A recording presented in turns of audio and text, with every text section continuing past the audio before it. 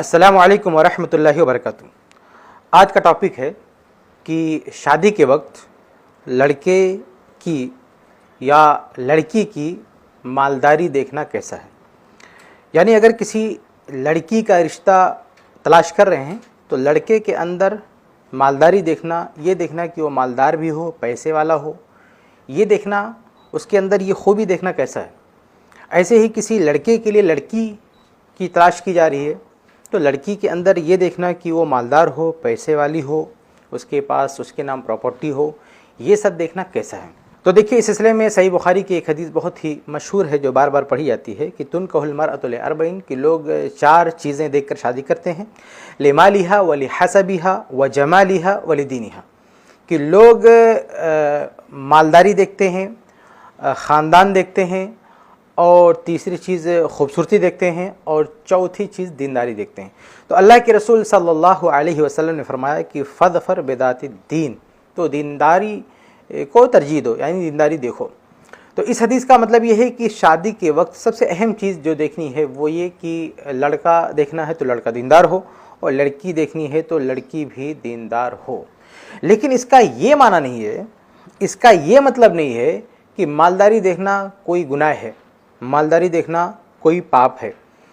अगर किसी लड़की के लिए लड़का देख रहे हैं और कई लड़के दीनदार दिख रहे हैं, दीनदार लड़का 3-4 है जिससे शादी की जा सकती है, लेकिन उन चारों में सब मालदार नहीं हैं, तो अगर सब दीनदार हैं लेकिन उनमें सब मालदार नहीं हैं, तो अगर उसमें से किसी मालदार को सेलेक्ट किया जा रहा है, लड़की के लिए किसी मालदार लड़के को तलाशा जा रहा है, तो इसमें कोई बुराई नहीं है।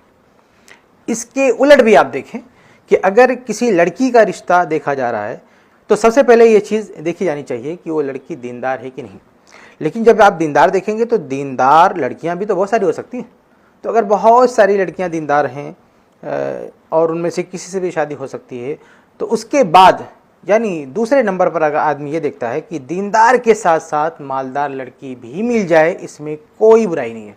तो कोई भी रिश्ता तलाश करते वक्त अगर आदमी दीनदारी के साथ मालदारी भी देख रहा है तो इसमें कोई ऐब की बात नहीं। अगर सिर्फ मालदारी देख रहा है, चाहे वो बद्दीन हो, ये गलत बात है। लेकिन दीनदारी देखा, उसके साथ साथ चाहता है कि मालदार भी हो, तो ये अच्छी बात है, इसमें कोई बुरी बात नहीं है। ऐसे किसी लड़की का रिश्ता ढूंढा जा रहा है और कोई आदमी देख रहा है कि लड़की दीनदार भी हो प्लस मालदार भी हो, इसमें कोई बुरी बात नहीं है।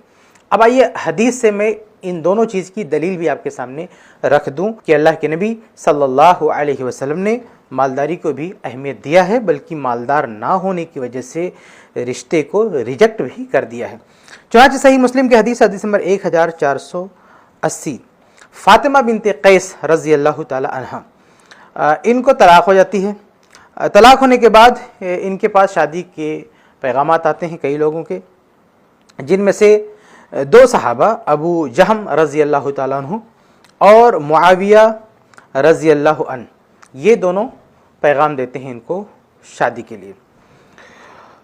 अच्छा, अब ये अल्लाह के रसूल सल्लल्लाहु अलैहि वसल्लम के पास आती हैं और अल्लाह के नबी सल्लल्लाहु अलैहि वसल्लम से मशवरा तलब करती हैं कि मेरे पास शादी के लिए 2 लोगों का पैगाम आया है, मैं इन दोनों में से किसको सेलेक्ट करूं। अल्लाह के रसूल सल्लल्लाहु अलैहि वसल्लम क्या फरमाते हैं, हदीस के अल्फाज है, फ़क़ाल रसूलुल्लाह सल्लल्लाहु अलैहि वसल्लम, तो अल्लाह के रसूल सल्लल्लाहु अलैहि वसल्लम ने फरमाया, कहा अम्मा अबू जहमिन, कहा जहाँ तक अबू जहम की बात है, फ़ला यदउ असाहु अन आतिक़िही, वो अपने कंधे से अपना डंडा उतारते ही नहीं है, यानी वो मारने वाले हैं। मतलब ये कि उनसे शादी करोगी तो ख़तरा रहेगा कि तुमको मार पीट सकते हैं, इसलिए ये रिश्ता भी तुम्हारे लिए मुनासिब नहीं है। रहे दूसरे यानी मुआविया, तो उनके बारे में फरमाते हैं व अम्मा मुआवियतु फसुअलु कुल्ला माला लहू, और जहाँ तक मुआविया की बात है तो मुआविया ये फ़कीर हैं, इनके पास तो माल ही नहीं है, इनके पास पैसा ही नहीं है। तो फरमाया कि इनकी ही उसामा तबन ज़ैदिन, तुम ऐसा करो उसामा बिन ज़ैद से शादी कर लो। आप देखिए, ये 2 रिश्ता आया था, अल्लाह के नबी सल्लल्लाहु अलैहि वसल्लम ने दोनों को रिजेक्ट कर दिया और एक तीसरे रिश्ते को सामने रख दिया, सजेस्ट किया कि उसामा बिन ज़ैद से तुम शादी कर लो। तो इसमें मुआविया रज़ी अल्लाह ताला अन्हु को जिस बिना पे रिजेक्ट किया था, उनका रिश्ता रद्द किया था, वो वजह क्या थी, उनके पास हदीस में क्या, ला माल लहू, उनके पास माल नहीं है। आप देखें सही मुस्लिम की हदीस है, यह हदीस नंबर 1480, कि अल्लाह के नबी सल्लल्लाहु अलैहि वसल्लम ने एक लड़के का रिश्ता इसलिए रिजेक्ट कर दिया, मर्द का रिश्ता इसलिए रद्द कर दिया क्योंकि उसके पास माल नहीं है। तो ये मसला, जैसा कि बाद लोग कहते हैं कि मालदारी बिल्कुल नहीं देखना चाहिए, गलत बात है। मालदारी अगर आदमी देख रहा है तो अच्छी बात है। दीनदार के साथ अगर कोई मालदार भी मिल जाए तो ये बहुत अच्छी बात है। और आज के हालात में तो बहुत बड़ा मसला है। आज के हालात में जिंदगी गुजारना, सांसें लेना आसान नहीं है बगैर पैसे के, बगैर मालदारी के। एक आदमी इसके पास घर नहीं है, अच्छी नौकरी नहीं है, रोजगार नहीं है, कहाँ से खिलाए पिलाएगा बच्चों को, कैसे किसी लड़कियों को रखेगा, कहाँ से उसको खिलाए पिलाएगा। तो आज के ज़माने में लड़की वालों की जिम्मेदारी और बढ़ जाती है कि अगर अपनी लड़की की ही शादी कर रहे हैं तो दीनदारी के साथ साथ ये भी देखें कि वो बंदा इसको रख पाएगा कि नहीं, इसका खर्चा उठा पाएगा कि नहीं। इसलिए हदीस में भी है ना, मन इस्तता मिनकुमुल बाअत फलयतज़व्वज, सही बुखारी की हदीस है कि तुम में से जो शादी की ताकत रखता है वो शादी करे। ताकत से क्या मुराद है? माल की ताकत है, वो मर्दाना ताकत नहीं मुराद है। क्योंकि हदीस में आगे ये भी है, फ़इन्नहु अग़ज़्ज़ु लिलबसरि व अहसनु लिलफ़र्ज, क्योंकि जब आदमी शादी करता है तो निगाहें झुक जाती हैं, इज़्ज़तें महफूज हो जाती हैं। और आगे है कि जो शादी की ताकत नहीं रखता है फ़अलैहि बिस्सौम, वो रोज़ा रखे, फ़इन्नहु लहु विजा, क्योंकि रोज़ा उसकी शहवत को कंट्रोल करेगा। तो मतलब ये है, यानी पूरी हदीस हम देखते हैं तो उसका मतलब ये है कि उसमें जो इस्तिताअत की शर्त रखी गई, उससे मुराद माली इस्तिताअत है, यानी आदमी उसको खिला पिला सकते हैं, तो उसके पास माल है या माल कमाने की सलाहियत है उसके अंदर। और अगर ये सलाहियत नहीं है तो रोज़ा रखे, क्योंकि वो मर्द है, उसको भी ज़रूरत है, तो रोज़ा रखेगा तो वो कंट्रोल में रहेगा। तो खुलासा ये कि ये सही मुस्लिम की हदीस मैंने आपके सामने रखी, जिसमें अल्लाह के नबी सल्लल्लाहु अलैहि वसल्लम ने माल ना होने की वजह से रिश्ता ही रिजेक्ट कर दिया और उसको एक तरह से ऐब बताया कि इनके अंदर माल नहीं है, ये शादी के लिए मुनासिब नहीं है। इसलिए आज अगर कोई लड़का देखते हुए इस बात की भी फिक्र करता है कि उसके पास माल भी होना चाहिए तो ये कोई गलत बात नहीं है। अब आइए दूसरी तरफ, यानी अगर लड़के वाले लड़की की तलाश कर रहे हैं, किसी लड़के के रिश्ते के लिए किसी लड़की की तलाश की जा रही है, तो वहाँ भी यही चीज़ है कि दीनदारी को तरजीह देना चाहिए। लेकिन दीनदारी के साथ साथ अगर कोई आदमी ये सोचता है कि लड़की मालदार भी हो, इसमें कोई बुरी बात नहीं है। भाई कोई आदमी कहता है सिर्फ दीनदार हो, गरीबी है, शादी कर ले, उसकी मर्जी, उसकी मर्जी। लेकिन अगर कोई आदमी ये चाहता है कि हमारी बीवी दीनदार भी हो प्लस मालदार भी हो, इसमें कोई ऐब की बात नहीं है। देखिए इसकी भी दलील मौजूद है। चुनांचे सुनन तिरमिज़ी की हदीस है, हदीस नंबर 2092 2092। जाबिर बिन अब्दुल्ला रज़ी अल्लाह ताला अन्हु से रवायत है, कहते हैं कि जाअत इमरातु साद इब्न रबी बिइब्नतैहा मिन साद इला रसूलिल्लाह सल्लल्लाहु अलैहि वसल्लम, कि साद बिन रबी रज़ी अल्लाह ताला अन्हु की बीवी अपनी दोनों बेटियों को जो साद से थीं उनको लेकर अल्लाह के नबी सल्लल्लाहु अलैहि वसल्लम के पास आईं और क्या कहती हैं कि अल्लाह के रसूल हातानी इब्नत साद इब्न रबी, कि ये दोनों लड़कियां साद बिन रबी की हैं। वक़द क़ुतिला अबूहुमा मअका यौम उहुद शहीदन, और इन बच्चियों का बाप, यानी वो साहबिया कह रही हैं कि इन बच्चियों का बाप यानी मेरा शौहर आपके साथ जंग उहुद में शहीद हो चुका है। व इन्ना अम्महुमा अख़ज़ मालहुमा, और इनके चचा ने, लड़कियों के चचा ने, यानी मेरे शौहर के भाई ने सारा माल ले लिया। साद बिन रबी रज़ी अल्लाह ताला अन्हु बड़े मालदार आदमी थे, मदीना में बहुत मालदार आदमी थे, तो उनके पास बहुत सारा पैसा था। तो जाहिर है कि वो बच्चियां भी, पूरा घराना मालदार था। लेकिन वो जब शहीद हो गए तो सारा माल उनके भाई ने ले लिया, क्योंकि अभी तक इस्लामी कानून विरासत नाजिल नहीं हुआ था आसमान से, यानी विरासत कैसे बांटनी है अल्लाह ताला ने इस बारे में भी कोई आयत नाजिल नहीं की थी। जो सूरह निसा की आयतें हैं वो अभी तक नाजिल नहीं हुई थी। तो वो जो पुराना दस्तूर चला आ रहा था ना कि मर्द ही जायदाद ले लेता था, तो उस दस्तूर के तहत साद के भाई ने सारी जायदाद ले ली। अब ये बच्चियां, जिनका एक अच्छा सा ख्वाब था कि अच्छी सी शादी होगी, माल है, पैसा है, तो ख्वाब ख़त्म हो गया और उनके पास तो कुछ भी नहीं रह गया। तो ये बच्चियां और इन बच्चियों की माँ, ये सब अल्लाह के नबी सल्लल्लाहु अलैहि वसल्लम के पास आते हैं और ये जिक्र करते हैं कि ये सारा माल तो बच्चियों के चचा ने ले लिया। और आगे फरमाती हैं फलम यदा लहुमा मालन, इन बच्चियों के लिए, इन बच्चियों के चचा ने यानी मेरे शौहर के भाई ने कोई माल नहीं छोड़ा है, यानी सब उसने ले लिया और हमारी बेटियों के लिए कोई माल नहीं छोड़ा।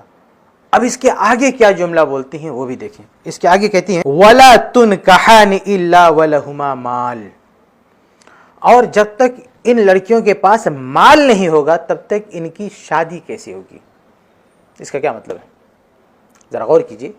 फरमाती हैं कि वला तुनकहान इल्ला वलहुमा माल, कि इन दोनों बच्चियों की शादी कैसे होगी अगर इनके पास माल नहीं होगा। देखिए जहेज की बात नहीं हो रही है कि शादी में खर्चा है, ये नहीं कह रही कि मेरे पास माल नहीं होगा, अपने लेने की बात कर रही हैं। इन बच्चियों की माँ ये नहीं कह रही कि मेरे पास पैसा नहीं होगा तो मैं बच्चियों की शादी कैसे करूंगी, नहीं, वो कह रही कि इन बच्चियों के पास पैसा नहीं होगा तो कौन इनसे शादी करेगा।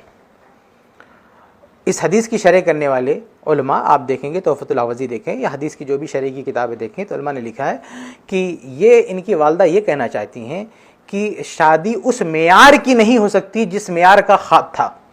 शादी तो हो जाएगी, नहीं, लड़की के पास कुछ भी माल ना हो तो भी शादी हो जाएगी, लेकिन उस मेयार का रिश्ता नहीं मिलेगा। लेकिन लड़की अगर मालदार होती है, यानी दीनदार है प्लस मालदार है, तो उसका स्टेटस बढ़ जाता है और उसके इस स्टेटस की वजह से अच्छे रिश्ते आते हैं। तो जाहिर है कि साद बिन रबी रजी अल्लाह तआला अन्हु का घराना मालदार था, अब उसमें रिश्ते अच्छे अच्छे मिलते, बेहतरीन रिश्ते उनको मिलते, लेकिन अचानक सारा पैसा चला गया तो अब जो उन बच्चियों का ख्वाब था, उन बच्चियों की माँ का जो ख्वाब था, उस एतबार से तो रिश्ता नहीं मिल पाएगा क्योंकि इनके पास अब वो माल नहीं है। तो वही ये कहना चाहती हैं कि वला तुन कहान इल्ला वलहुमा माल, यानी जो हमारा ख्वाब था, जिस तरह से शादी हमने सोची थी उस तरह की शादी नहीं हो पाएगी अगर इन बच्चियों के पास माल नहीं होगा। तो गौर कीजिए कि ये जुमला सुनने के बाद अल्लाह के नबी सल्लल्लाहु अलैहि वसल्लम ने इसका रद्द नहीं किया। इन बच्चियों की माँ से ये नहीं कहा कि ये तुम क्या बोल रही हो, तुमने ये कैसे कह दिया कि बच्चियों के पास माल नहीं होगा तो शादी नहीं होगी, बल्कि अल्लाह के नबी सल्लल्लाहु अलैहि वसल्लम फरमाते हैं कि यक़दिल्लाहु फ़ी ज़ालिक, कि इसके बारे में अल्लाह कोई फ़ैसला करेगा, यानी माल का जो मसला है। फ़नज़लत आयतुल मीरास, तो इसी मौके से वो विरासत की आयतें नाजिल होगी, यानी ऐन इसी वक्त विरासत की आयतें नाजिल होगी, इससे पहले विरासत की आयतें नाजिल नहीं हुई थी। फ़बअस रसूलुल्लाह सल्लल्लाहु अलैहि वसल्लम इला अम्मिहिमा, तो अल्लाह के नबी सल्लल्लाहु अलैहि वसल्लम ने इन बच्चियों के चचा को बुलवाया। फ़क़ाल, और कहा, आती इब्नती साद असल हुसैन, साद की दोनों बेटियों को 2/3 दे दो, व आती उम्महुमा सुमन, इनकी माँ को 1/8 दे दो, व मा बक़िया फ़वलक, इन सबको देने के बाद जो कुछ बचता है वो तुम रख लो। तो जब ये इस्लाम का कानून विरासत नाजिल हुआ सूरह निसा में, तो उसके बाद ये पहली फैमिली है जिस पर सबसे पहले कुरान की आयत की रोशनी में, इस्लामी कानून मीरास की रोशनी में विरासत बांटी गई, इन बच्चियों को मिला। बहरहाल यहाँ असल जो दिखाना है वो ये कि अल्लाह के नबी सल्लल्लाहु अलैहि वसल्लम के सामने दो बच्चियों की माँ ने कहा कि अगर इन बच्चियों के पास पैसा नहीं होगा, इनकी अपनी प्रॉपर्टी कुछ नहीं होगी, तो इनकी शादी नहीं होगी, यानी अच्छे ढंग से शादी नहीं होगी, इस मेयार का बेहतर रिश्ता नहीं मिलेगा। तो अल्लाह के नबी सल्लल्लाहु अलैहि वसल्लम ने रद्द नहीं किया। तो इससे पता चलता है कि अगर कोई शख्स ये सोचता है, यानी मालदारी की वजह से लड़की को भी तरजीह देता है, तो इसमें कोई बुराई नहीं है। और साथ में ये भी पता चला कि लड़कियों को कभी अपना हिस्सा छोड़ना नहीं चाहिए। आज हमारे हिंदुस्तान में बहुत सारी बेटियां अपने बाप की जायदाद में अपना हिस्सा छोड़ देती हैं, तो उनको जानना चाहिए कि उनका स्टेटस गिर जाता है।